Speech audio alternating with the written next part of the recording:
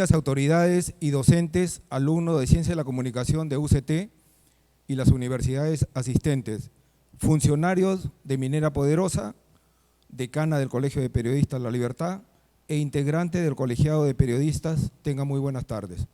En nombre de la Universidad Católica de Trujillo, Benedicto XVI, que forma líderes con alma y valores, damos inicio a la conferencia que tendrá como ponente a la periodista Graciela Villacid Rojas, en cumplimiento a la Cátedra Poderosa Universitaria. Saludamos en especial a nuestro fundador, gran canciller y rector de la Universidad Católica de Trujillo, Benedicto XVI, el excelentísimo Monseñor Dr. Héctor Miguel Cabrejo Vidarte, de la Orden de Frailes Menores. Saludamos a las autoridades de la Universidad Católica de Trujillo, a las autoridades invitadas y a nuestra ponente invitada. Saludamos a la rectora de la Universidad Católica de Trujillo, doctora Mariana Silva Valareso, para quien pido un aplauso por su asistencia.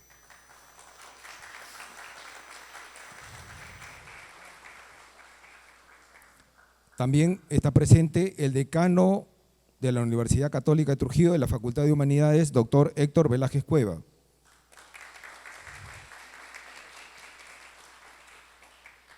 Agradecemos la participación de la decana del Colegio de Periodistas La Libertad, magíster Dina Yepes Serna.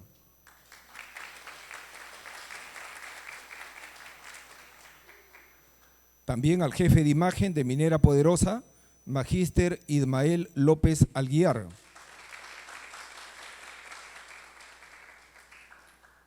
A la directora de Ciencia de la Comunicación de la Universidad Antenor Orrego, magíster Yanet Velázquez Gálvez.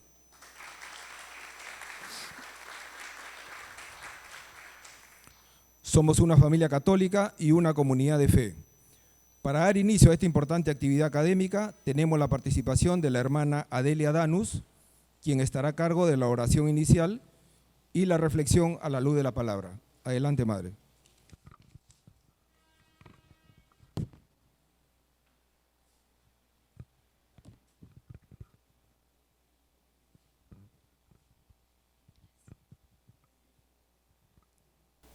Muy buenas tardes a todos.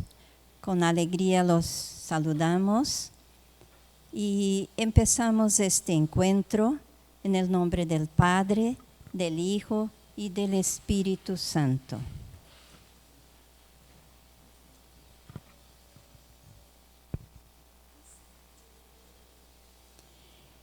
Cuando se preguntó a Miguel Ángel por qué había representado muy joven a la Virgen de la Piedad, él contestó: las personas enamoradas de Dios no envejecen jamás. Decía también: yo y un banquete de pan y vino es una fiesta, hacemos. Señor, haz que yo siempre pueda desear más de lo que puedo lograr. Y un día le preguntaron: ¿qué ves en este bloque de mármol? Y él, Miguel Ángel, le respondió: vi el ángel en el mármol y tallé hasta que lo puse en libertad. La vida es un regalo que Dios nos hace. La forma en que vivas tu vida es un regalo que le haces a Dios. La perfección no es cosa pequeña, pero es hecha de pequeñas cosas. En cada bloque de mármol veo una estatua tan clara como si pusiera delante de mí en forma y acabado de actitud y acción. Solo tengo que labrar actitud y fuera de las paredes rugosas que aprisionan la aparición preciosa, para revelar a los otros ojos como los veo con mis propios ojos. El mejor artista solo tiene que pensar que está contenido dentro de la cubierta de mármol. Solo la mano del escultor puede romper el hechizo para liberar a las figuras dormidas en la piedra. Y nos preguntamos a nosotros mismos, ¿qué hacemos con los bloques que encontramos en nuestro camino? ¿Cuándo vamos a libertar el ángel que se encuentra en nosotros?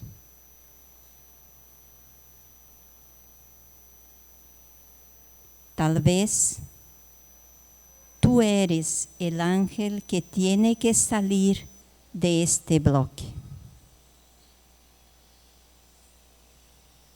Y así, haciendo de nuestra vida una obra de arte, queremos trabajar en la comunicación para que todos los ángeles aprisionados en los grandes bloques de mármol puedan salir, puedan liberarse, liberándonos a nosotros primero.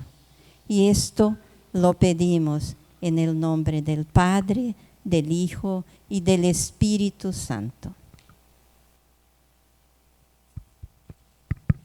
Muchas gracias, hermana Adelia Danus. Y seguidamente la doctora Mariana Silva Galarezo, rectora de la Universidad Católica de Trujillo, nos va a ofrecer las palabras de bienvenida y saludo. Adelante, doctora. Muy buenas tardes a cada uno de los presentes. Inicio siempre cada actividad dando el saludo de nuestro Monseñor Miguel Cabrejos Vidarte, fundador y gran canciller, asimismo de Monseñor Francisco Castro Lalupú, vicegran canciller de nuestra universidad. Agradezco la presencia de cada uno de ustedes y también agradezco a cada uno de los amigos invitados, Graciela, Dina, Ismael, Janet, gracias por estar presente el día de hoy. Estos eventos nos permiten tener cada vez más amigos. En esta vez, amigos comunicadores, periodistas que nos acompañan. Señor Ismael, que viene de la empresa Poderosa, que también ha dado el inicio también a este evento. Gracias también, doctor Héctor Velázquez, decano de la Facultad de Humanidades, quien ha permitido también hacer posible este evento. Graciela hoy día nos viene a dar una conferencia acerca de investigación periodística sobre organizaciones criminales, que para los docentes que veo de la Facultad de Derecho y así de las otras facultades también de nuestra universidad que están presentes, les va a ser de gran trascendencia, relevancia e importancia. A los estudiantes de Ciencias de la Comunicación de nuestra universidad, a estudiantes de también universidades hermanas como son UPAU, UNT, de la Universidad César Vallejo, de la UPN y todas las universidades invitadas, gracias por estar aquí. Egresados también sé que han sido convocados, y también a los docentes de Ciencias de la Comunicación, amigos periodistas y a cada uno de ustedes.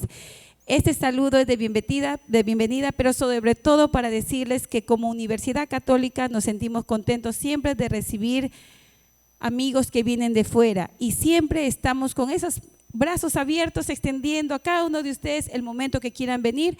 Somos una institución académica que lo que hace es brindar un servicio académico, y más aún cuando tenemos colegas que también quieren aportar con conferencias, con conocimiento hacia nuestros estudiantes egresados y a toda la comunidad académica que esté interesada por seguir avanzando académicamente. Reitero mi gratitud, y por ende vamos a dar inicio a este gran evento donde sé que va a ser muy gratificante para todos nosotros. Gracias, y siempre con la bendición de Dios empezamos cada una de nuestras actividades. Bienvenidos. Muchas gracias, doctora. A continuación tenemos el agrado de presentar a la jefe de investigación del diario El Comercio, periodista Graciela Díaz Rojas, quien disertará, Graciela Villacir Rojas, quien disertará la ponencia Investigación Periodística sobre Organizaciones Criminales. Habíamos preparado una sumía, pero ella nos ha traído una sumía mucho más periodística sobre su récord académico y profesional. Ella es periodista con más de 24 años de experiencia. Desde el 2017 es jefa de la unidad de investigación del diario El Comercio. Antes trabajó en los programas de televisión Cuarto Poder, La Ventana Indiscreta, Periodistas, La Hora N y Contrapunto, y en el diario Liberación de César Hildebrand. Ha hecho revelaciones sobre escándalos de corrupción como Lavajato, los cuellos blancos del puerto, los dinámicos del centro, así como casos que implican a expresidente y altas autoridades peruanas. En el 2021, su trabajo por los pagos ilícitos del expresidente Martín Vizcarra ganó el Premio Internacional del Grupo Diario de América en la categoría reportaje noticioso o de investigación. El mismo año lideró un equipo que ganó el Gran Premio Nacional de Periodismo del Instituto de Prensa y Sociedad IPIS por un trabajo sobre los dinámicos del centro. Y en el 2022 ganó el premio al mejor reportaje escrito de los premios nacionales por la investigación del caso Puente Tarata, el cual reveló la corrupción en el gobierno de Pedro Castillo. Además de estos reconocimientos, en el 2017 y en el 2021 ganó el premio Padre Urías a la excelencia periodística que otorga El Comercio. Por todos estos antecedentes y todo este récord periodístico que tiene, vamos a presentar, y tenemos el gusto de presentar a nuestra ponente con el tema investigación periodística sobre organizaciones criminales. Adelante, Graciela, y mucho gusto de tenerte en la sala de UCT.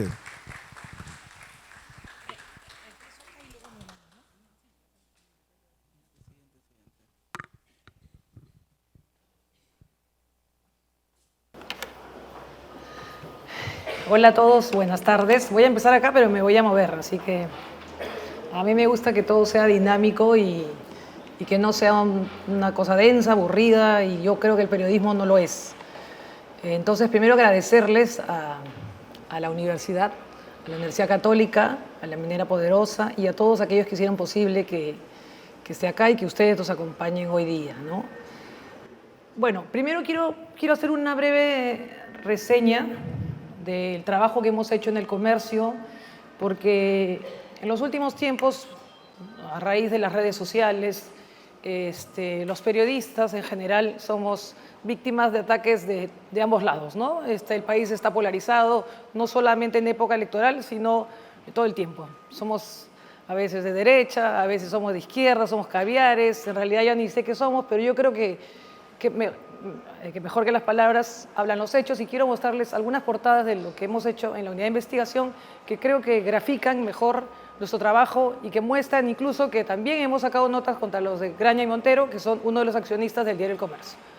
Empezamos con eso brevemente y de ahí entramos al tema de fondo. Estos son los casos que hemos investigado, algunos, ¿no? Pero me parece relevante porque acá sí vemos, por ejemplo, estamos poniendo a Alan García, a Ollanta Humala, Keiko Fujimori, BPK, Toledo, Susana Villarán.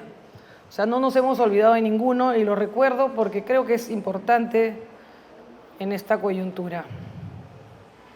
Nosotros sacamos acá en la unidad de investigación, cuando yo estaba en Brasil haciendo la cobertura barata, Graña y Montero pagó sobornos por el metro de Lima, ¿no? Aquella vez, esta fue la portada, esta no es, esta de acá.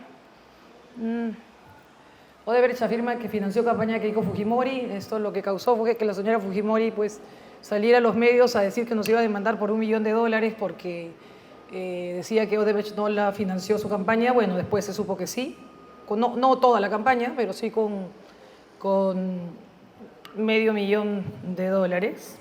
Esta es la siguiente portada de Odebrecht financió la campaña, cuando Odebrecht se ratifica él mismo. Luego nos vamos a la historia detrás del tren, estamos hablando de Alan García. Esto lo sacamos antes de que empiece el caso Lavajato, cuando nosotros en la unidad de investigación, cuando éramos 2 personas en el 2017, Carla Ramírez y yo, empezábamos a revisar documentos, resoluciones, actas. Por ejemplo, esta investigación nosotros la pudimos hacer con las agendas de Alan García, que no eran públicas, que cuando cambió el gobierno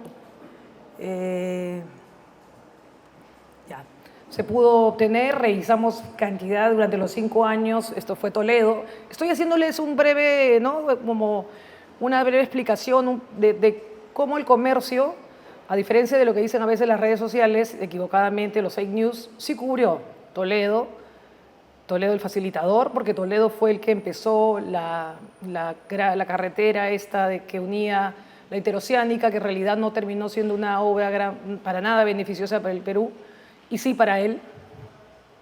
Cuando también tocamos a Ollanta Humala, y antes también hicimos el caso Madre Mía, que también tuvo su repercusión, porque el testigo del caso Madre Mía habló con nosotros y nos contó la historia de cómo lo compraron. Graña y Montero, ahí está, Graña y Montero, que es el señor Graña Miro Quesada, es un accionista del diario El Comercio, que tanto nos acusan cuando a veces sacamos notas, me dicen, ¿y por qué no dices nada de Graña? Bueno, acá está, dice Unidad de Investigación, Graña y Montero, por todo 200.000 a la campaña del no. La señora Susana Villarán, siempre supe los aportes a la empresa de campañas del no, el señor Castañeda Locio, PPK también. Esto fue lo que, bueno, motivó. Este fue un buen caso que no empieza en la Fiscalía. Nosotros empezamos el 2019, un año antes, 2 años antes incluso de que empezara la Fiscalía. Esto ya es como la conclusión, pero empezamos con el caso del hospital.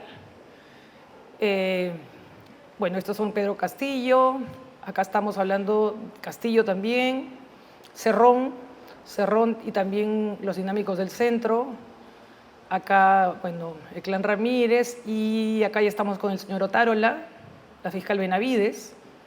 Y eso es un pequeño resumen de tantas cosas que hemos hecho, pero quiero que sepan cómo es, y creo que estamos haciendo algún tipo de pequeñas cuñas y promociones para recordarle quizás a los jóvenes, a los adultos que no saben qué hacemos en el comercio.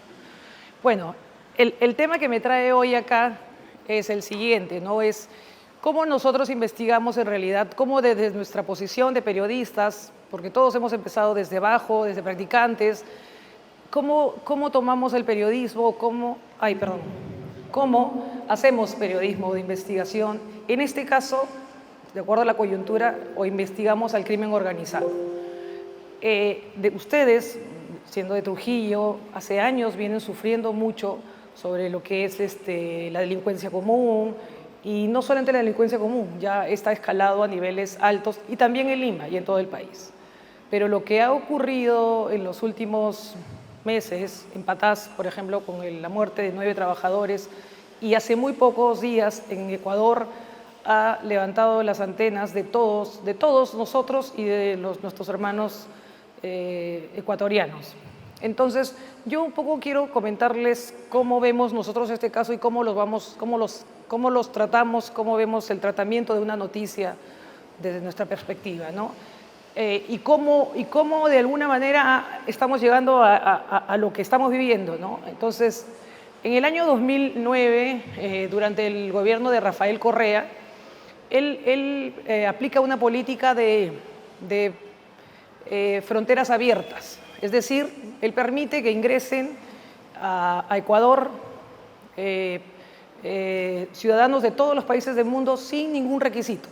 Es decir, podían entrar y llegar y afincarse ahí, así como, bueno, en el caso de los venezolanos, en nuestro caso, en el caso peruano, como hicieron los venezolanos. Entonces, allá llegaron 2 mafias, que son las mafias. Les comentaba, ¿no?, cómo se instala esta política de llegan a Ecuador, se instalan los daneses, los Balcanes, o sea, varias, digamos, colonias europeas, y se convierten en 2 organizaciones muy grandes criminales dedicadas al narcotráfico. Y los puertos de Manta y de Guayaquil se convierten, y son actualmente, Guayaquil, Ecuador, es el puerto más importante de narcotráfico en América del Sur, y la droga proviene de Colombia, y la droga que de Colombia, o sea, digamos, de Colombia viene la droga, pasa por Guayaquil, y el destino es Estados Unidos y Europa. Entonces, aquí empiezan los problemas, pero nosotros también tenemos un problema que es el puerto de Paita, ¿no? Hace muy poco hablaba con unas fuentes de la policía y me contaban que un día que fueron a hacer una fuerte inspección encontraron 2 toneladas que salían de este puerto de Paita. Y nuestra gran preocupación es el puerto de Chancay, que es como la mina de oro. O sea, lo que vi, el puerto de Chancay es algo mucho más grande, es un proyecto millonario, majestuoso y es de interés ahorita de todas las grandes mafias que lo están viendo como una gran oportunidad de negocio ilegal. Pero volviendo a Ecuador, ¿qué ocurre? Entonces, en Ecuador se instaura lo que viene a ser el narcotráfico y además el tema de la minería ilegal. Tenemos bandas allá en Ecuador que se dedican a la minería ilegal, que son, bueno, extorsión está mal escrito, ahí se ha equivocado mi asistente, que son los choneros, básicamente los tiguerones, los lagartos, ¿no? Estas bandas se dedican a extorsión, crimen organizado y a la minería ilegal. Básicamente lo que ellos han hecho es apoderarse de 20 minas, las más importantes. Y como todo negocio, así como en el Perú empezaron de manera formal, estas bandas ya se han apoderado y ellos tienen sus propios guardaespaldas o sus chalecos, como les llaman ellos, tienen sus propias armas. Y estas armas se ha descubierto por investigaciones que muchas de estas armas provienen del Perú, de las Fuerzas Armadas peruanas. Específicamente son UCIs de origen israelí que usa el ejército peruano. Y muchos se preguntarán, pero ¿cómo llegan estas armas del ejército peruano a Ecuador? Pues, ¿qué pasa? En el ejército hay muchas armas que las destinan y dicen, ya estas armas ya están para digamos, ya no funcionan bien, ya están para botarlas, reciclarlas, pero en realidad no. En realidad muchas de estas no están para reciclarlas, sin embargo, las ponen en este lote y terminan en Ecuador. Hay informes a los que hemos accedido, incluso esta semana sacamos una nota sobre las rutas del tráfico de armas, la ruta de tráfico de armas de Perú,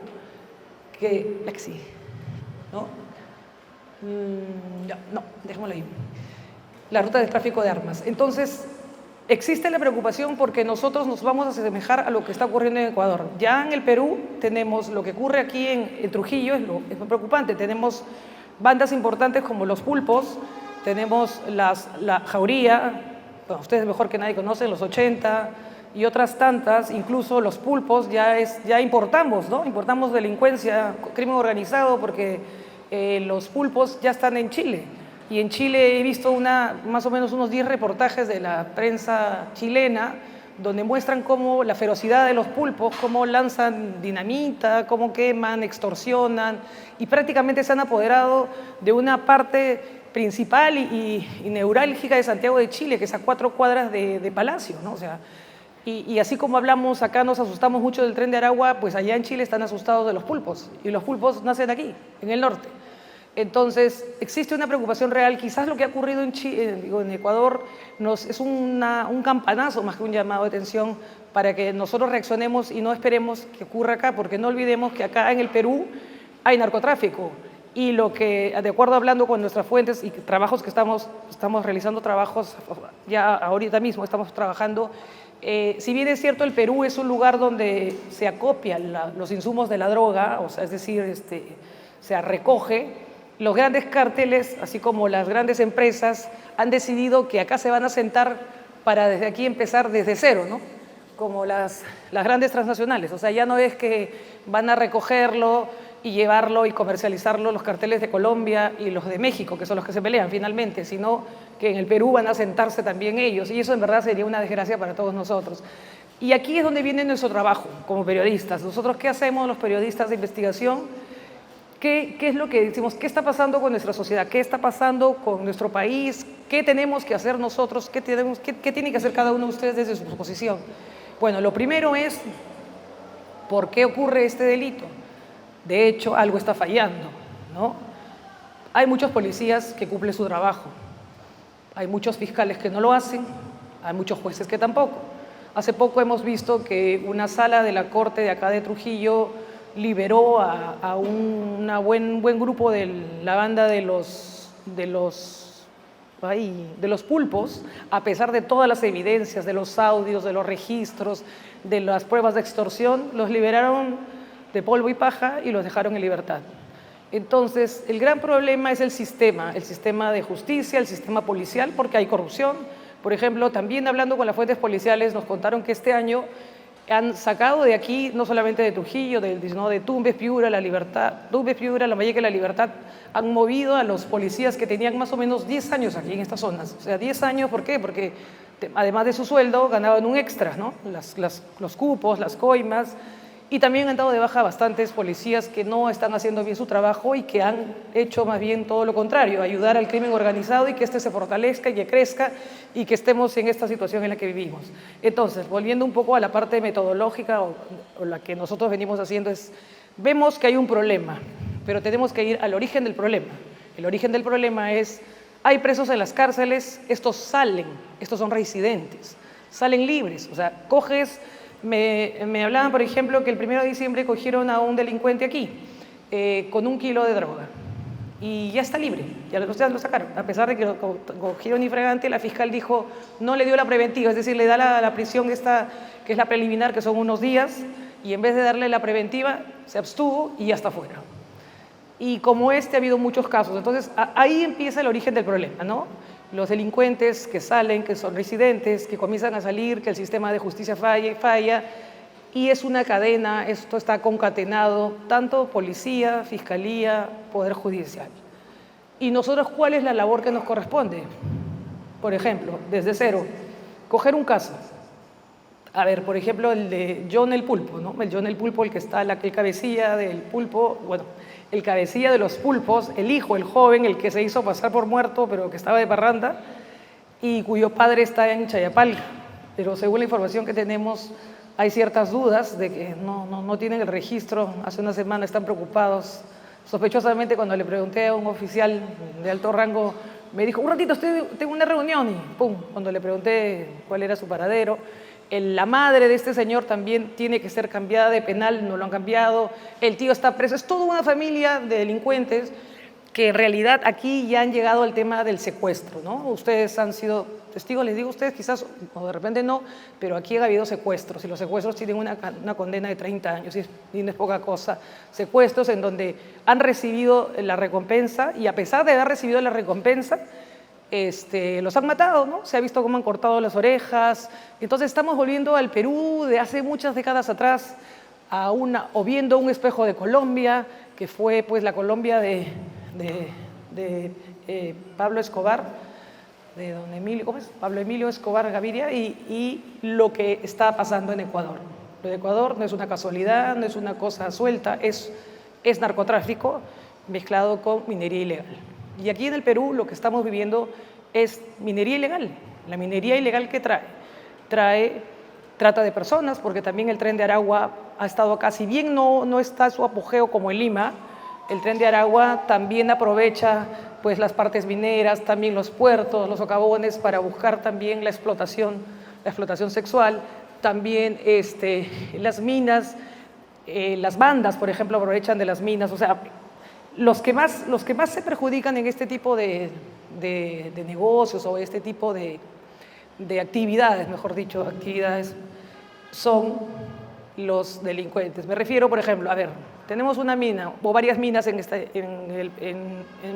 la región La Libertad. La región La Libertad concentra el 30% del oro, ¿no? Es decir, literalmente La Libertad es oro, ¿no? Como dice el dicho bueno, esta es la región que tiene el oro, la mayor región que concentra el oro del Perú. Y eso que ha despertado que todas las bandas miren a esta ciudad.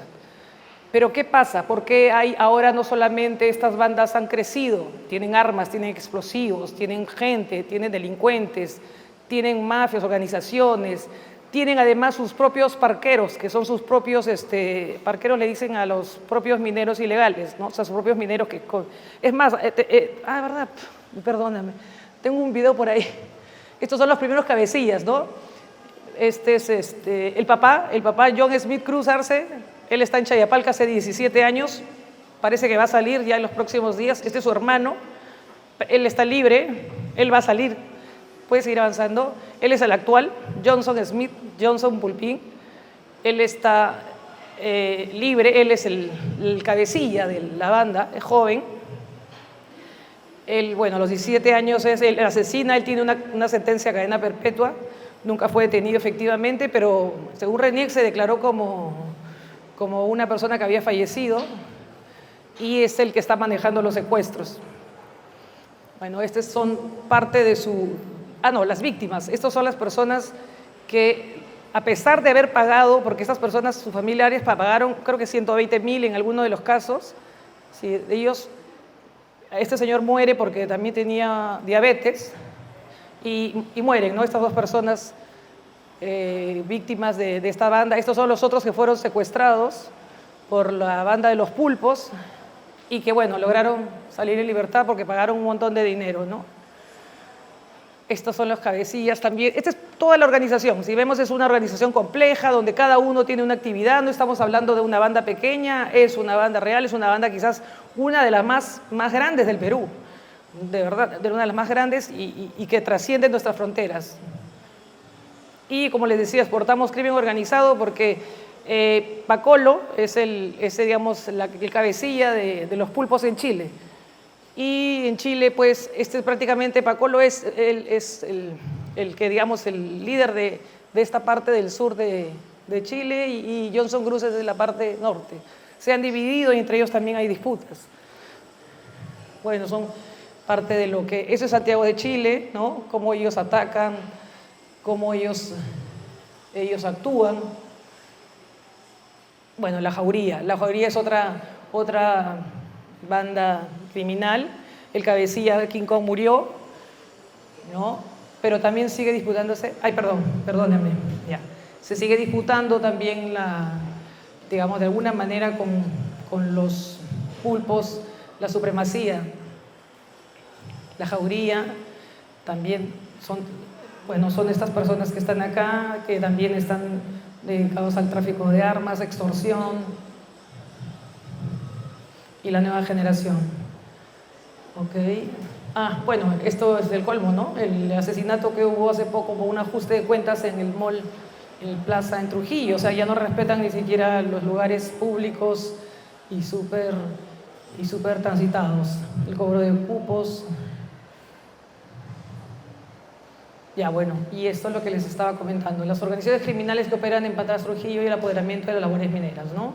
Estas bandas se han dado cuenta en diversas partes del país que en Trujillo hay mucho oro y, como les decía, se concentra el tercio del Perú y es una oportunidad, ¿no?, de robar el oro en bruto, lo trae de los parqueros.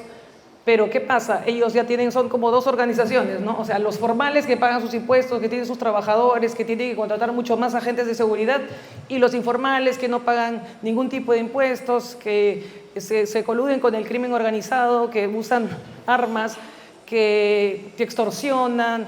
Bueno, en realidad es una desgracia. Ismael, te pregunto, por ejemplo, estuve leyendo una noticia y dime si me equivoco. Leí que la seguridad que tenía la mina La Poderosa antes era de 200 y que habían pedido una ampliación de 1.000. ¿Han contratado 1.000 agentes de seguridad más? Creció de tener 120 personas a tener 1.200, que viene a ser el 20% del personal. Son 6.000 trabajadores. Cuando éramos 5.000 teníamos 120, que no venía a ser ni el 2% o 2.4%, y ahora es casi el 20% personal de seguridad, que básicamente lo que hace es cuidar.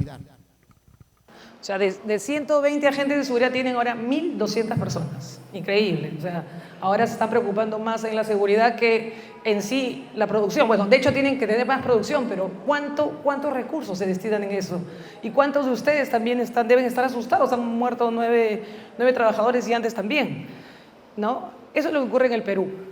A ver. Bueno, esta es otra banda. Los Pircas de Patás también. Bueno, nosotros también en el comercio también hemos contado un poco lo que ocurre aquí, cómo funciona la extorsión, la minería ilegal, la libertad es la región más importante de Perú y la libertad, como les decía, es una mina de oro literalmente hablando. Bueno, y es el Tren de Aragua, que nosotros hemos hecho muchos reportajes sobre esta banda transnacional que ha venido de Venezuela y que está en el Perú, el Ecuador y en todas las partes del mundo. Pero bien, yo quiero contarles un poco también cuáles son nuestras metodologías que usamos nosotros cuando iniciamos un trabajo de investigación, ¿no? Como este, quizás que es un poco mediático, nosotros siempre tenemos que ir a la fuente inicial o a lo que nosotros queremos, que son nuestras hipótesis de trabajo, que es, por ejemplo, acá dices, yo veo acá, me voy pues primero a la policía, ¿no? La policía, por ejemplo, hablando nosotros, me dice, mira, Graciela, yo te puedo ayudar, pero mi fuente es uno de los pulpos, me dice. Pero yo no te puedo dar la información porque si yo te suelto, lo matan a mi fuente, que es uno de los pulpos. Porque ellos sí tienen su fuente, que son algunos de las bandas que quieren ayudar con la justicia o tener sus condenas. Ok, le digo, entonces, ya, pero cuando uno hace el seguimiento, ahí te das cuenta cómo los fiscales o los abogados, porque los abogados, algunos gangsteriles, están trabajando con ellos, ¿no? Porque esto es plata, lamentablemente esto es mucho dinero. Acá también hay narcotráfico, hay que decir las cosas como son, ¿no? O sea, hay narcotráfico, cuando hay puertos hay narcotráfico. Entonces nosotros seguimos la ruta del dinero, buscamos, seguimos acopiando información y ya cuando luego entrevistamos de repente a varios fiscales o jueces, al último, a ellos se les busca porque esa es la parte más compleja, al último se les enfrenta y se les dice, oiga, bueno, ¿qué pasó acá? ¿No? ¿Por qué salieron? O de repente ellos ves un desbalance patrimonial porque evidentemente lo existe, ¿no? En las cortes del Callao, que también hay un montón de gente que sale por narcotráfico. Nosotros lo que hacemos es ir revisando. Por supuesto, este trabajo es delicado. Todo aquel que se mete con narcotráfico, con crimen organizado, pues recibe el vuelto, ¿no? Como se le dice. Yo, en mi caso personal, he hecho notas políticas, pero cada vez que me he metido alguna vez hice el caso de los narcoindultos, cuando empezó, pero luego ya nosotros hicimos propios, o sea, casos propios, buscando en la data de los penales, del INPE, y también en los archivos de América Televisión, cuando estaba en América, y me sorprendía de ver, por ejemplo, uno que había salido y al mes mató a su mamá. El otro salió y todos eran unos criminales. Entonces yo decía, pero por Dios, todos salen.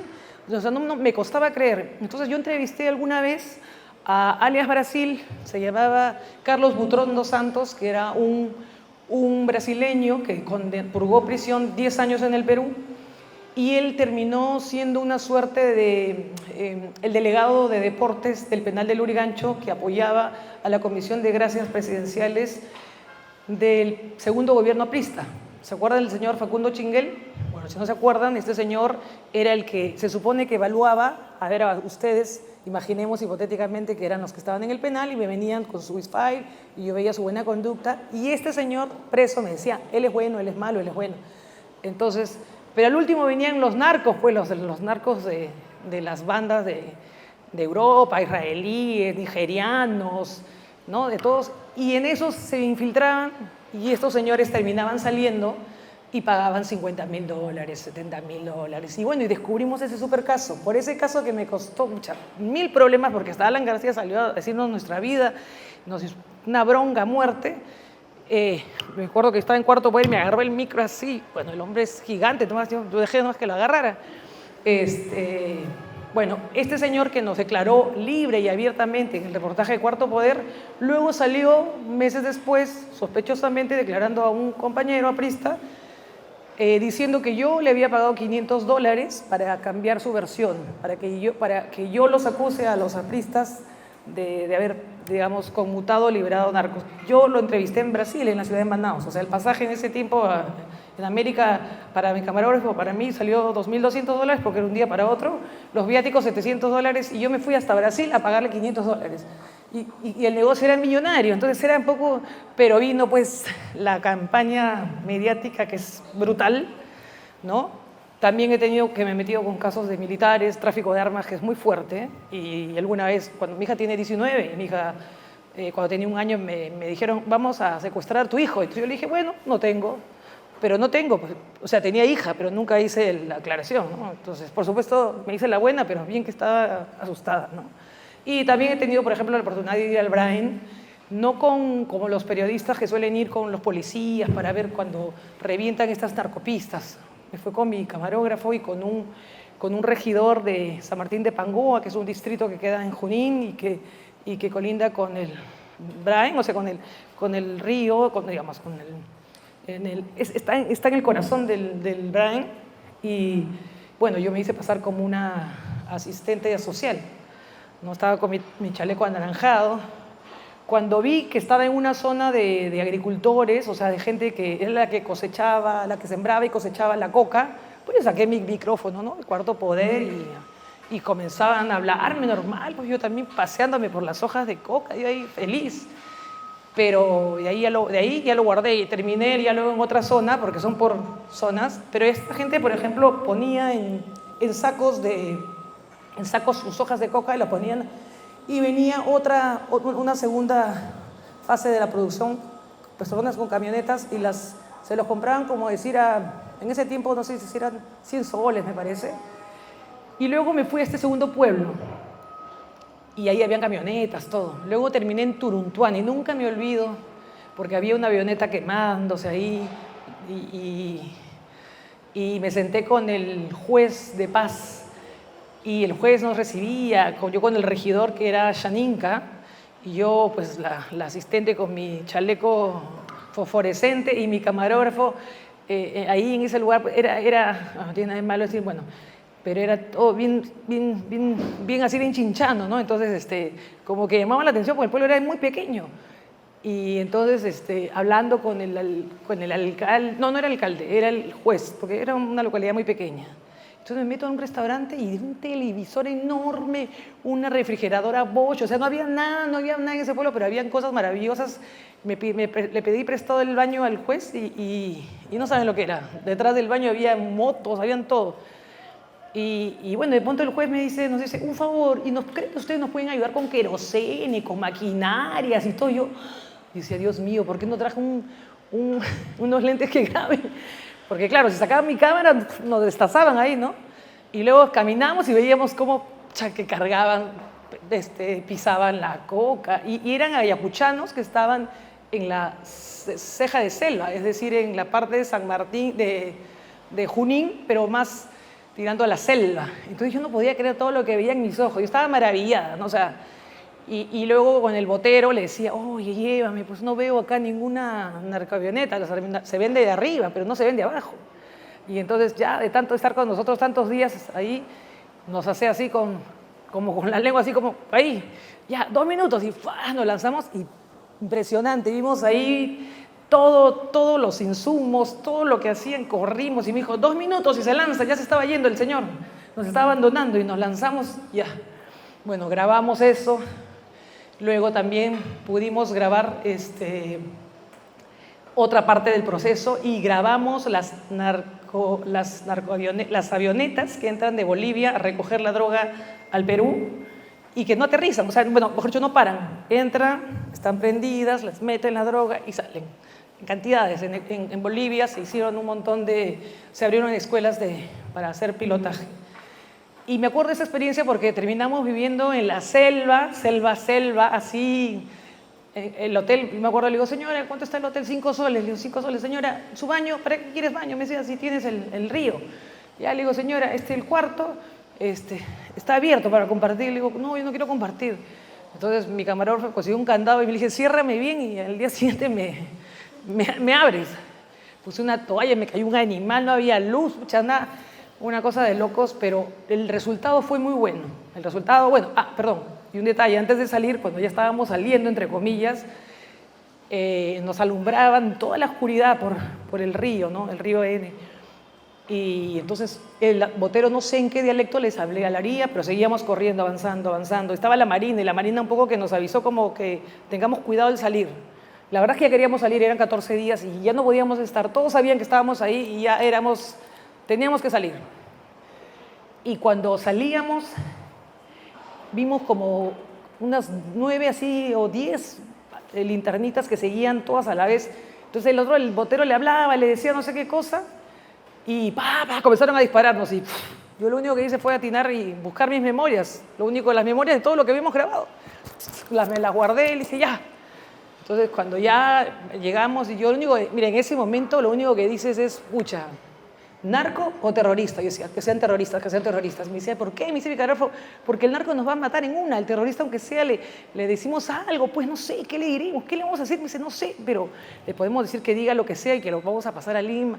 No sé.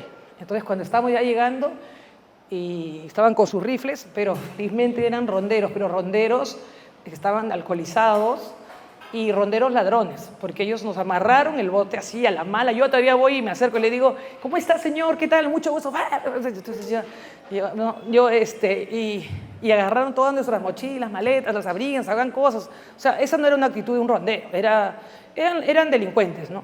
Y gracias a Dios este señor, siempre le voy a agradecer al regidor, se reconoció con uno de ellos, hablaron en su dialecto y dijeron, no los toquen. Y en ese momento desamarraron. Yo decía, pucha, nunca mis hijos van a encontrar mi cuerpo acá, pues, porque era en medio de la nada. Y de ahí me quedé curada. Cuando llego a Lima, mi jefa me dice, ¿pero por qué no grabaron cuando le dispararon? A ver, graba tú, le digo. ¿Cómo? Y así me dijo, hubiéramos ganado el Pulitzer. Yo le dije, sí, hubiéramos ganado, no estaríamos acá nada. Y obviamente después pensé y dije, nunca más la hago, porque le recé a Diosito, quiero ver a Valeria Vasco, por favor, un poco más, a mis hijos. Pero son cosas fascinantes, ¿no? O sea, yo lo cuento desde mi lado de periodista, mi lado... Para mí el periodismo es una pasión por encontrar la verdad. El periodismo, además, yo sí creo que es un trabajo muy sacrificado, sin horarios, sin turnos, no tenemos vida. Y para mí es un apostolado. Yo sé que mucha gente puede creer ahora que están las redes sociales, no, yo voy y me pongo ahora en el TikTok o me creo un portal y hablo noticias. No, yo no creo eso. ¿Por qué? Porque el periodismo es rigor, es contrastar, es buscar la verdad. Por ejemplo, yo nunca me voy a guiar por más información que salga de cualquier medio, de ningún otro medio. Yo tengo que buscar la fuente oficial o un medio que me dé credibilidad, al que yo le creo, al que yo sé que ha pasado por varias etapas de, digamos, un proceso de contrarrestar, de rigor, de chequeo. Nosotros, por ejemplo, tenemos códigos, tenemos un decálogo y nosotros no sacamos nada si no buscamos a todas las personas. Yo, por ejemplo, sin mencionar nombres, veo que hay un canal de televisión que hablan, pero no buscan a la otra persona. No sé cuántas cartas notariales deben tenerlas, pues toda esta parte llena, ¿no? Y juicios y todo, porque en mi caso, o sea, en mi unidad también ha llegado cartas notariales a alguno de los chicos y yo les digo, ¿pero qué pasó? Me dice, no, sí, le damos derecho a réplica, pero no se quedan contentos. Quieren que, como existen las redes sociales, quieren que elimine su nombre del internet, ¿no? O sea, ellos ya no quieren ya que quede nada, porque antes, pues, cuando yo empecé el periodismo, no existía pues todas estas herramientas fabulosas que cortan el trabajo. Cuando yo el primer día que trabajé con César Hildebrand, que me hacía doler todos los días la barriga porque daba unos gritos de aquí hasta la esquina, y me mandó a cubrir el Poder Judicial, nunca me olvido, me acuerdo que llegué al Palacio de Justicia y decía, Dios mío, ¿y qué es esto? ¿A qué hago? ¿A dónde voy? Entonces yo seguía a los de judiciales primero para saber a dónde voy. Y me decían, busca el libro, toma razón. Y yo decía, ¿qué caracho? Entonces ya buscaba, abría un libro. ¿Usted de qué parte es? ¿De la parte de comprendida? ¿De la parte no sé qué yo? De las partes interesadas. Y ahí empezaba a buscar. Así trabajábamos, buscando papeles, buscando expedientes, buscando a las personas de cero. No existía internet, no existía Google. Todo era de cero. No existía, por ejemplo, ahora nosotros tenemos el Infocor, ¿no? Acceso a RENIEC. Hay países que no puedes acceder a RENIEC. Hay muchos países que está prohibido. Acá sí tenemos la facilidad. Pagamos y nosotros sí tenemos acceso a esa herramienta. Tenemos acceso a registros públicos. O sea, antes yo me acuerdo de haber hecho mi cola en registros públicos para sacar una propiedad de alguien que investigaba. Y otra plataforma que nos ayuda muchísimo y que la gente no se da cuenta es el Facebook, el Instagram, porque la gente, lindo, y otros, unimos que dice que no conoce pero salen juntos y acá. Entonces, ¿nos facilita el trabajo? Sí, porque antes lo que hacíamos era irte a este pueblo y al otro pueblo para la partida de la otra persona y ver cómo los asocias, te demorabas mucho más. Ahora no, pero yo no creo en que todos pueden hacer su videíto. Bueno, su videíto quizás captar algo, pero dar una información así, sin verificarla, no. El periodismo no es eso. El periodismo es una carrera el periodismo es una carrera delicada, que uno tiene que cultivarla, que tiene que cuidarla y que además de sacrificada, que busca la verdad y que ese es nuestro objetivo, buscar y trasladarle al público la verdad, lo que los políticos no quieren que sepan. ¿Qué buscaba Marcelo Odebrecht, el gran dueño de la constructora más grande de América Latina? Que nadie sepa los sobornos que pagaba. Por eso él creó su operación, su división de operaciones especiales, la Caja 2, ¿no? ¿Y qué hizo con la Caja 2? Puso puros codinomes o alias o nicknames, apelativos, apodos. ¿Ya? Y hasta el día de hoy no sabemos muchos apodos de esos. Lo que buscan es el secretismo. Eso es lo que busca la corrupción, el secretismo. ¿Y cuál es el trabajo nuestro?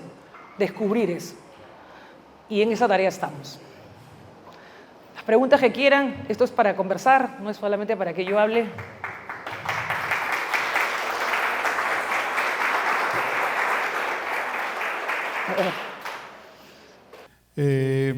Quiero preguntarte, ¿cuál es tu mayor caso de éxito en tu experiencia de programa de investigación? ¿Algún caso de éxito puntual que haya sobresalido en el tema de investigación y que directamente ayude al tema justicia, que te haya sentido exitosa en haber culminado tu caso de investigación, la cual permita que, sea cual sea el caso, haya terminado en el Poder Judicial? Muchas gracias por tu respuesta. Le tengo, mira, cariño, hola, ¿cómo estás? A muchos casos. Pero yo no, a veces, como estoy tan metida en mis casos, no me presento a veces. Entonces me llaman de las mismas, de las organizaciones para presentar, o ahora sí tengo una persona que se dedica a presentar los concursos. Le tengo cariño a muchos casos, al Madre Mía, porque me tocó muchos meses, viajé muchas veces a esta zona por Tingo María, por estas zonas más mequidas, pero una que funcionó muy bien, pero que me dieron de palo duro con todo, es la de Vizcarra, porque la de Vizcarra nosotros empezamos con el hospital, el caso del hospital de Moquegua. El caso del hospital de Moquegua, nosotros encontramos, una fuente me cuenta que me enseña una boleta. Ay, creo que lo tengo acá. ¿Lo puedo mostrar un ratito? ¿Sí? ¿Tengo tiempo? No. ¿O lo cuento? No. Sí. En el 2019, el caso de Vizcarra me parece que termina o él cae el 2021. El 2019, una fuente X me muestra una boleta de que el 30 y 31 de diciembre del 2019 habían pagado para construir el hospital de Moquegua. Y si se dan cuenta, era el penúltimo y último día digamos, de la gestión de Vizcarra. Y se había pagado más de 40 millones. El último día. Y como no podían pagarlo de una sola, lo hacen como para evitar, digamos, que se haga una licitación. No, se hizo como un proceso, pero ¿cómo es? Lo fraccionan en un montón de boletas. Entonces yo dije, pucha, pero esto está raro, ¿no? Pero está interesante. Entonces me puse a chequear. Y se supone que la Contraloría había hecho un informe, pero esos informes así donde tú no entiendes nada y así nomás dicen hay irregularidades en algunos trabajadores y nada más. Entonces, luego me puse a leer un poco los medios de Moquegua y el medio de Bolivia. Y resulta que había ido una delegación de autoridades bolivianas a Moquegua por esas fechas.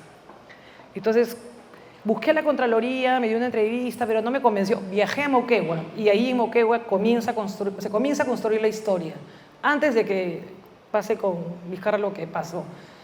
Y en Moquegua, en la ciudad, bueno, había uno que era de la lucha frente anticorrupción, me contó algunas cosas, empecé a armar mi historia, busqué a un fiscal que ya no estaba a cargo del caso, pero me ayudó y me contó cómo se había hecho este hospital, que se supone tenía un plazo. Y yo cuando fui, como 3 años después, el hospital seguía siendo un elefante blanco, no funcionaba. Y habían hecho otro hospital temporal, pero era el único. Entonces esta se comenzó a construir, descubrí quiénes también eran estas personas que habían ido, estos bolivianos, que es el actual presidente de Bolivia, el que había ido en ese momento y era ministro de Economía, a visitar. Entonces pedí hablar con el abogado de la empresa de los Tejeda, que era la empresa Obrainsa. ¿Lo tienes? Sí. Ya. Y me habló en Off the Record, se sorprendió, me dijo, ¿y usted cómo tiene eso? Yo pedí los reportes migratorios de estas personas, Entonces no me pueden decir a mí que la Fiscalía me lo dio porque yo lo tenía un año antes, ahí sale la fecha de los reportes migratorios. Entonces sacamos el primer reportaje y sin querer queriendo, uno de Contraloría, que a veces se asustan y no quieren ayudar, y uno de prensa que siempre está ahí vigilando que no te den mucha información, yo le dije, un favor, ¿tienes los anexos? Los anexos son donde se ve la hora en que le dieron, porque le pagan, pero el terreno se lo dan después. Entonces, ¿cómo le pagaron un día antes? Y ahí se ve la hora de la entrega del terreno.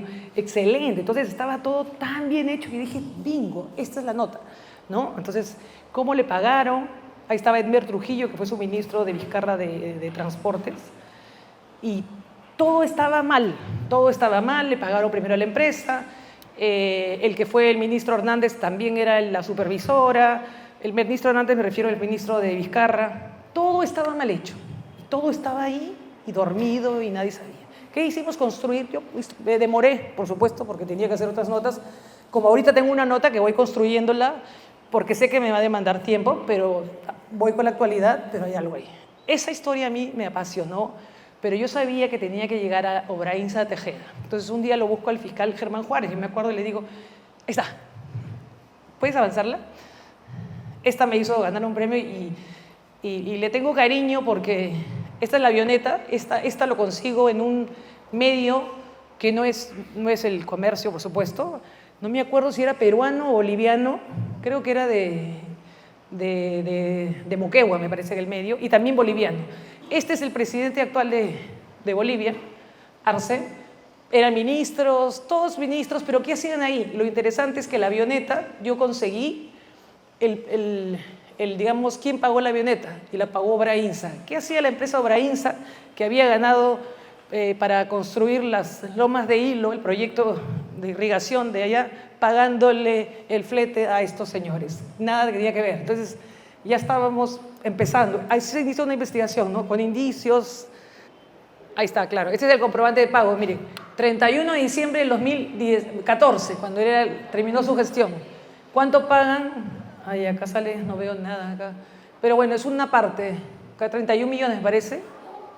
Y luego la otra, el comprobante de pago, ¿puedes avanzarla, por favor?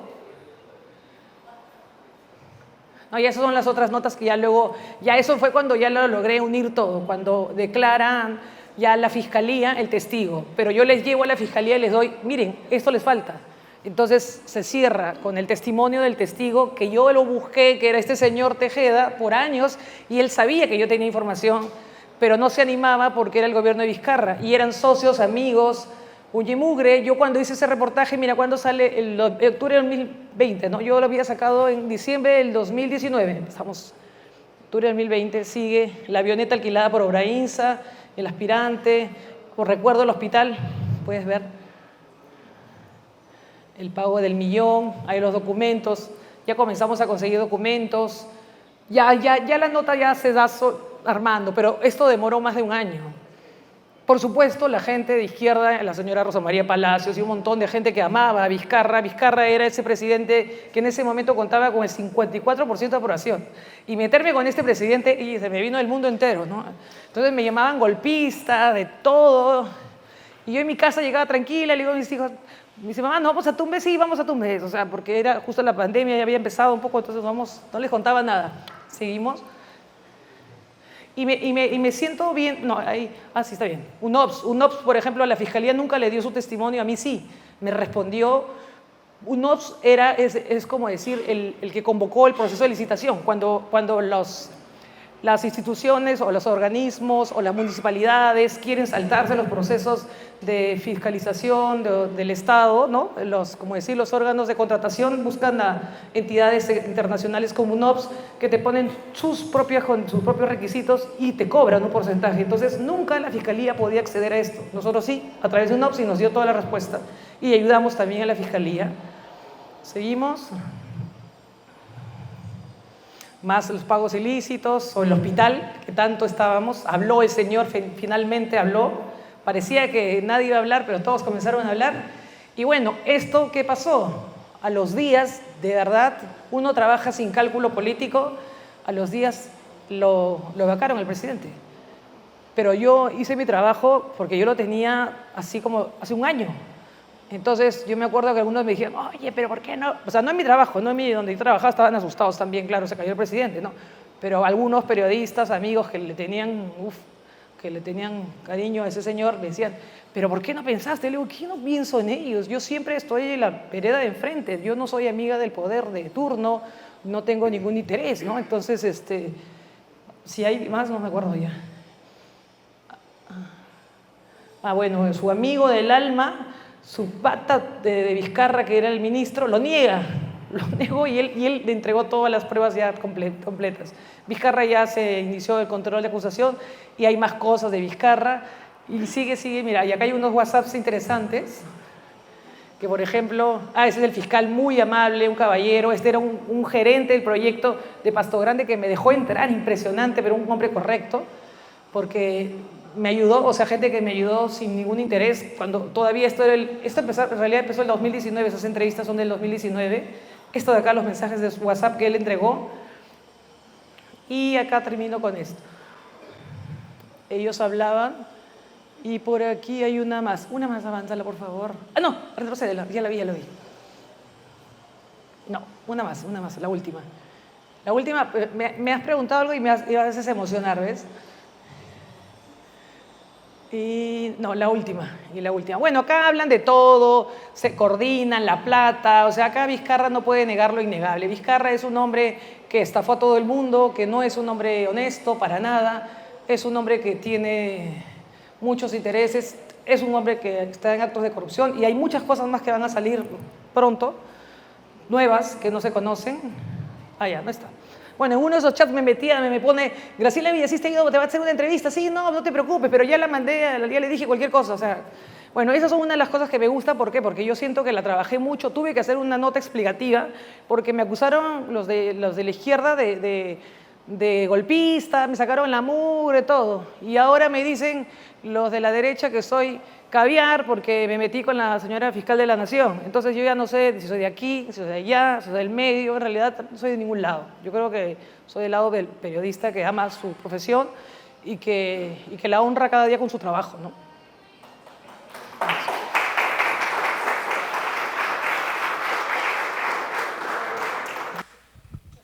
El tema es muy apasionante, pero el tiempo también apremia. Y un par de preguntas. Primero la del colega, luego la de Raúl, podría ser la de Yuri. Buenas tardes, quien te habla es Tulio Landázuri. Tengo mi página y empresa periodística que se llama Periodistas Sin Censura y me dedico también a la investigación periodística. Yo creo que para que puedan comprender todos un tema muy importante que habías comentado ahorita, ¿por qué se caen los casos de crimen organizado cuando llegan a las fiscalías y terminan sueltos? Es un tema que mucha gente comúnmente no, incluso uno como periodista dice, ¿cómo ocurre esto, no? Esto suele ocurrir porque los elementos de convicción que en primera instancia puede obtener la policía, que son los primeros que capturan, y llega a manos de la fiscalía, y la fiscalía no hace su chamba, o sea, no investiga. Entonces, cuando llega una instancia mayor, como para dar la preventiva, ahí viene el problema, pues no hay elementos de convicción, no son tan fuertes y los terminan soltando. Acá tenemos dos casos, por ejemplo, que justo me comentaba también compañero, ¿no? Que son recientes. El caso Solange, creo que todos lo conocen, de la chica que la tiraron del cuarto piso. En un inicio, y esto va por un tema legal, o sea, a estos 7 congresistas que tenemos, o alguno del Congreso de la República, que andan vagando, que se les prende el foco y legislen para modificar este tema, porque por ahí va el tema. El marco legal no da el suficiente tiempo para la investigación. O sea, imagínate, si a ti te toma un año o 3 meses investigar todo un tema de eso a nivel de gobierno, imagínate un tema de un asesinato de ese tipo. Entonces, en una primera instancia, cuando ocurre el caso Tacanga, ¿sí?, las cosas no estaban muy claras, los peritajes que se presentaron no eran muy claros, y la fiscal lo termina soltando. ¿Por qué? Porque por el tiempo no había los elementos suficientes. Se termina fugando. Luego, cuando hay la presión mediática, o sea, miren lo importante que es hacer periodismo serio y cuando hay presión mediática. Cuando bajo la presión mediática, otra fiscal que llega al caso le dicta, hace que se entregue ¿no? Se entrega por la presión mediática a él, y hoy sí hicieron los verdaderos peritajes, con base científica. ¿Qué ha salido el hombre? Sentenciado. Sí la mató, sí la empujó. Pero ¿cuánto ha pasado? Cerca de un año, ¿no? Algo así. Recientemente vio el tema de la delincuencia organizada, el asesinato en el mall. No sé si te lo has enterado acá en Trujillo. Capturan en tiempo récord a los sospechosos. Casi la misma noche los tenían, solo que no querían filtrar información. Estaban viendo todo el tema de los elementos de convicción, a pesar de los videos y los comparativos que tenía la policía y el tema de peritaje, por las pruebas llamadas antropológicas, ¿no? Del video y con lo que tenían. Cuando llega a la mano de la fiscalía, ¿sí? Ahí viene el problema. Los iban a soltar. O sea, a estas dos personas que los han detenido, los iban a soltar. Tema increíble, habiendo los videos. ¿Sí? Y entonces, el coronel Méndez, que estaba en ese momento, porque ya lo cambiaron, se puso fuerte con la fiscal, porque eso es un tema extraoficial, y logran hacerle preventiva y detención por el tema de el armamento, ¿cómo se llama este tema? Uso de arma ilegal. O sea, por ese lado lo capturan, ¿no? Y ya tiene 8 meses, entonces ya permite investigar más. Entonces, el tema va por el marco legal. Entonces, yo creo que el tema de la investigación, no sé qué tú piensas, pero yo creo que los medios de comunicación hoy en día tenemos la gran labor y función de presionar a estos congresistas que en lugar de dedicarse a hacer sus chistes, sus shows y todo el tema, legislar y modificar este tema de ampliaciones, porque es lo que cuenta para este tipo de temas, ¿no? Eso por un lado, o sea, todo parte por un marco legal. En el tema del crimen organizado, como tal, en el Perú hay un tema, no quieren aceptar que, porque eso viene ya de la FBI y la CIA. Yo he trabajado 10 años en México, o sea, ya sé cómo se mueve el crimen organizado, cómo se maquilla, mejor dicho. Entonces, lo que busca la CIA, Interpol, policía de cada país, FBI, es cortar los fluidos económicos a estos grupos de organizaciones internacionales. Hablemos de cárteles mexicanos, europeos, como he visto en los Balcanes, que acogen a grupos como los choneros del Ecuador, como bravos armados. O sea, ellos no son, los grandes son otros. Acogen y aglutinan grupos armados como lo tenemos aquí en Trujillo, los Pulpos, los 80s y lo que Nueva Generación, la Cruz Verde y todas las derivaciones que podemos escuchar. Son grupos armados, no son los grandotes, los grandes son otros. Entonces, estos cárteles se mimetizan y crean empresas, o sea, tan legal como la mía, o legalmente como el comercio, o legalmente como la Universidad Católica, a ese nivel lo crean y lo hacen.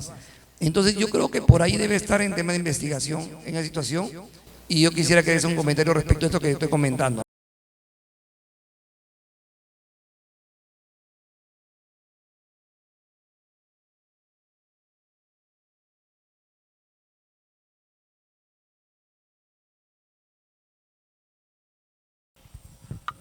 Bien, buenas tardes, Graciela, gusto de conocerte, y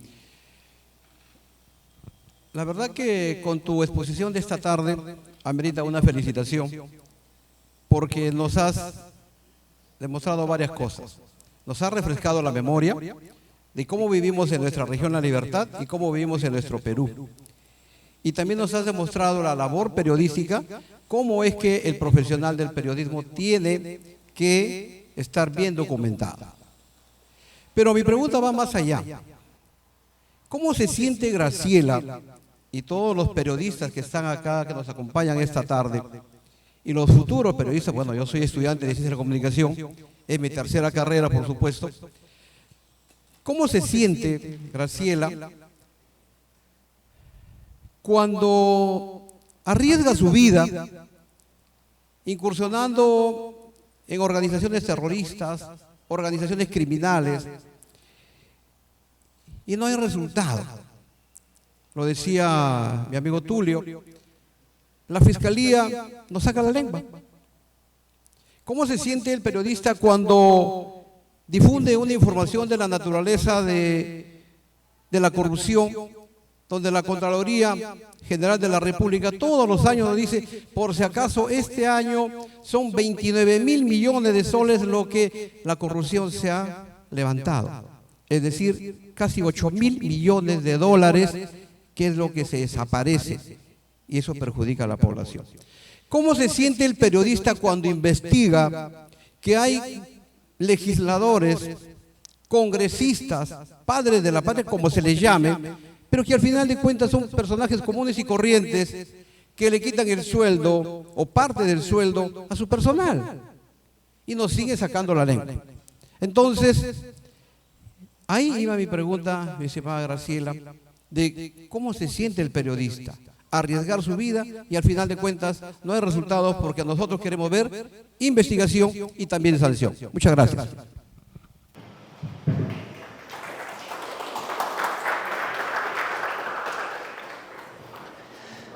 Sí, empiezo por la última, lo reciente. Sí, pues a veces nos sentimos frustrados y más con este Congreso. Yo siento que estamos en un momento en el que se han perdido muchos valores y te lo digo ¿por qué? Porque cuando yo estuve en Cuarto Poder me acuerdo haber hecho el reportaje de Michael Urtecho, ¿se acuerdan? Este señor de la silla de ruedas. Bueno, se sacó que recortaba sueldos, que la esposa le sacaba los sueldos, habían hecho un hotel. Ah, estaba en Trujillo, pues yo estaba en Trujillo, claro. El que hizo su edificio, el hombre hizo su clínica, le robaba la silla de ruedas y ya está sentenciado. El Comepollo, luego la señora, la otra congresista. Entonces todos esos eran castigados, pero ahora ninguno está castigado. O sea, ahora hay una carencia de valores absoluta. Es una lástima a lo que hemos llegado. Y yo les digo, ¿por qué mucha gente? O sea, yo personalmente defendí en un momento cuando estuvo la señora, la fiscal de la Nación, hasta hace poco, la suspendida fiscal de la Nación, dije, bueno, qué bien, ha enfrentado a Castillo. Pero luego con los congresistas se quedó callada. Y claro, ¿por qué? Porque ella tenía techo de vidrio, estaba la Junta ahí investigándola, entonces ella dijo, no, todos los casos los ha retenido. Entonces, ningún congresista está sancionado. Ninguno, absolutamente, le pase lo que le pase, nada, porque ella necesita esos votos para hablar a la Junta. Y ojo, que yo no defiendo a la Junta Nacional de Justicia para nada, porque siento que también son muy lentos, no han hecho un buen trabajo. Pero ¿en qué estamos? Tampoco la podemos tener ahí porque es como que todo está unido, todo está hilado, entonces está concatenado, entonces no nos conviene, no nos hace bien. ¿Cómo me siento frustrada? Pero eso no me hace que deje de hacer mi trabajo. Y creo que el periodismo es un apostolado porque te tiene que gustar, tienes que amar esta carrera porque no vas a compromisos. Yo no he ido a un cumpleaños mío, o sea, he ido 10 minutos y me he ido a trabajar. No he ido, creo que durante 10 años, a reuniones familiares, voy por aquí, por allá, pero sí llego a las actuaciones de mis hijos, he llegado, o sea, es muy sacrificado, es como la tarea de los médicos, de los policías, de los militares, ¿no? Y tienes que amar esta carrera porque te puede pagar poco y a veces te sientes incómodo en un lugar y dices, mira, en el otro me pagan menos, pero me voy, me siento bien, me voy, ¿no? Entonces, eso, ¿cómo me siento? Me siento mal, pero eso no me va a dejar de hacer periodismo. No me va a dejar que me rinda y vamos a luchar todos nosotros por sacarlos a ellos, porque ellos son menos que nosotros y hay que cambiar esta sociedad, no dejarla esto a nuestros hijos y a nosotros mismos. Y sobre lo que me decías, por ejemplo, sobre las normas, yo sí creo que tenemos que cambiar completamente la legislación. Nada pasa en el Perú. Si no es la policía, es la fiscalía. Ahora está cambiando los roles, van a hacer que la policía sea la que investigue. Yo creo personalmente que debería ser la fiscalía, pero con la policía, porque hay muchos fiscales que son muy celosos. No se mueven de su escritorio, por ejemplo, el que veía el caso Ollanta Humala, el de caso Madre Mía, yo iba, ¿no? Le decía, bueno, señor, yo no le pedí ayuda nunca. Solamente le iba a preguntar cómo iba el avance. Y me decía, es lesa humanidad, tengo 4 años. O sea, señor, todavía tengo tiempo. Señor, le saqué una portada así. Y él, no voy a hablar contigo. Le digo, pero señor, usted no hace su trabajo. Le digo, es como que yo vaya de mi jefe y le diga, tengo 1 año para hacer, tengo otro año. Recién acaba de hacer, eso sacamos el 2017 y estamos hablando del 2023. Lo ha sacado, no, perdón, en diciembre del 2022, la última semana. O sea, imagínense, o sea, cómo trabajan. Pero también tengo mis dudas de la policía, de la fiscalía, del poder judicial. Siento que no tenemos, en nuestra sociedad nos falta valores.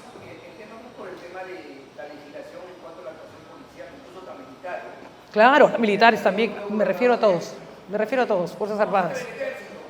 Sí. Es que también hay corrupción. Así es. Claro, y como bien señalaste, las organizaciones criminales ahora son como una empresa, una organización estructurada, ¿no? Estructurada con sus divisiones, sus áreas de operaciones. Ya no es así, oye, mira, tú anda, tráeme, no, todo está estructurado. Todo ha cambiado, nos hemos globalizado hasta la delincuencia. Así que no voy a hablar más porque acá tengo mi reloj. Primero que nada, quería agradecerles por participar.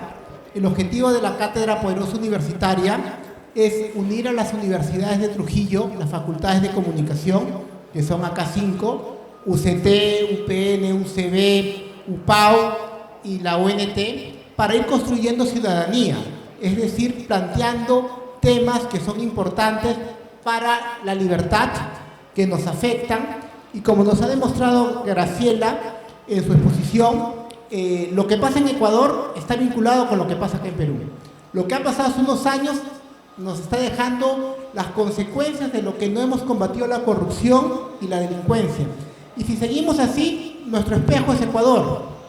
Es lo que nos toca. O más allá, como comentaba en otro evento que hicimos en UPAO con Eslacón, Janet me recordaba de que uno de los expositores de México decía que allá la violencia era tan fuerte que ya no se podía ni salir a la calle y no había toque de queda.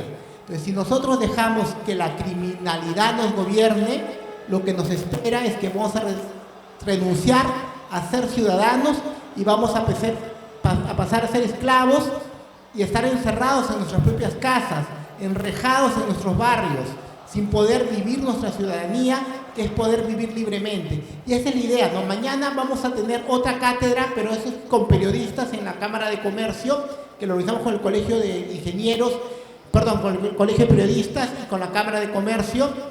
Y el debate es ese, construir esa ciudadanía que nos permita enfrentar la problemática de la criminalidad, que si no la enfrentamos nos va a corromper a toda la sociedad y nuestra libertad, que es lo más preciado. Muchas gracias y está el refrigerio para poder compartir.